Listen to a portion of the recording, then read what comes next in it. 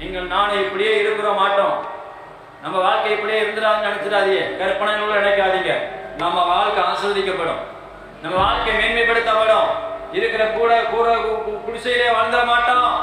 கர்த்தர் நம்மளை விட மாட்டாரு, ஏழ்மையாவே வாழ வச்சிட மாட்டாரு. சத்துருக்களோடு கூட போராடிக்கிட்டே இருந்து ஆண்டவர் நம்மளை வச்சிட மாட்டாரு. துன்மார்க்கனோடு நீ போராடிக்கிட்டே இருந்து ஆண்டவர் நம்மளை வச்சிருக்க மாட்டாரு. நம்மளுக்கு ஆண்டவர் சுதந்திரம் உள்ள தேவன், சுதந்திரத்தை கொடுக்கிறவர், மேன்மையை தருகிறவர், நம்மளை ஆசீர்வதிக்கிறவர்.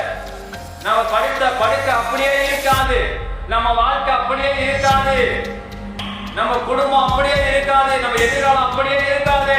நாம எழுப்புவோம், நாமும் படுக்கையை விட்டு எழுப்ப ஆண்டவர் கரம் கொடுத்திருக்கிறாரு, தேவன் வல்லமை கொடுத்திருக்கிறாரு, தேவன் நம்மளுக்கு விசுவாசத்தை கொடுத்திருக்கிறாரு, தேவன் நம்மளை ரட்சித்திருக்கிறாரு. நாம படுத்துக் கொண்டே இருக்க மாட்டோம், எழுப்புவோம். சத்துருக்களுக்கு முன்னாடி எழுப்புவோம், பகைக்கிறவர்களுக்கு முன்னாடி எழுப்புவோம், துன்மார்க்கனுக்கு முன்னாடி எழுப்புவோம். பகைக்கிறவர்களும் துன்மார்க்கர்களும் நம்மளை விரோதமாக பேசுகிறவர்களுக்கு முன்பாகவும் கர்த்தர் நம்மளை எழுப்புவாரு. நம்மளை குறித்து 1000 பேர் கொல்லலாம், அதெல்லாம் உருப்படாதுங்க. பாருங்க, 38 வருஷம் அவன் படுத்தவனை பேசியிருப்பாங்க, பல பேர் சுகமானவனா பேசியிருப்பான், வேடிக்கை பார்க்க வந்தவன்லாம் பேசியிருப்பான்.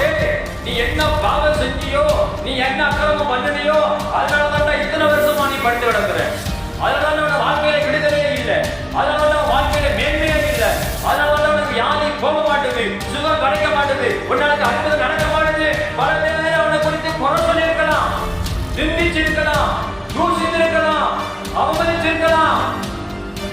ஆமென், அல்லேலூயா. நீங்கள் நான் ஸ்பெஷல், நீங்கள் நான் உயர்ந்தவர்கள், மேன்மையானவர்கள். காரணம் என்ன தெரியுமா?